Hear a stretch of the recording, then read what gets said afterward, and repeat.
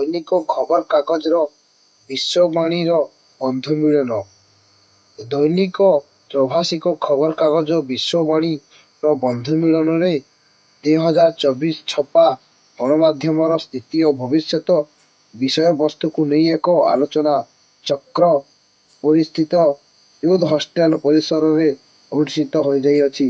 ଏହି ପରିପ୍ରେକ୍ଷୀରେ ମୁଖ୍ୟ ଅତିଥି ଭାବରେ ପୂର୍ବତନ କେନ୍ଦ୍ରମନ୍ତ୍ରୀ ବ୍ରଜକିଶୋର ତ୍ରିପାଠୀଙ୍କ ଯୋଗ ଦେଇଥିଲେ ବେଳେ ପୁରୀ ବିଧାୟକ ଜୟନ୍ତ କୁମାର ଷଡ଼ଙ୍ଗୀ ଓ ଦିଲ୍ଲୀପ କୁମାର ପଟ୍ଟନାୟକ, ସୁପ୍ରିମକୋର୍ଟର ଆଇନଜୀବୀ ନିର୍ଭୟ କୁମାର ସାମନ୍ତରାୟ, ଡକ୍ଟର ଦେବେନ୍ଦ୍ର ତରାଇ, ଚକ୍ରଧର ମହାପାତ୍ର, ରାଜେଶ କୁମାର ମିଶ୍ର ପ୍ରମୁଖ ସମ୍ମାନିତ ଅତିଥି ଭାବେ ମଞ୍ଚାସୀନ ଥିଲେ।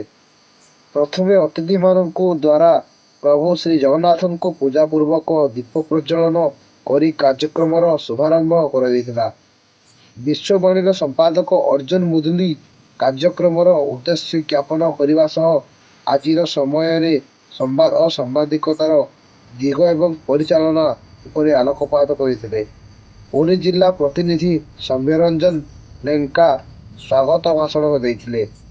ଏହି ପରିପ୍ରେକ୍ଷୀରେ ସାରା ଓଡ଼ିଶାର ପ୍ରତ୍ୟେକ ଜିଲ୍ଲା ତଥା ପ୍ରତିଟି ବ୍ଲକରୁ ସାମ୍ବାଦିକ ବନ୍ଧୁମାନେ ଯୋଗଦାନ କରିଥିଲେ।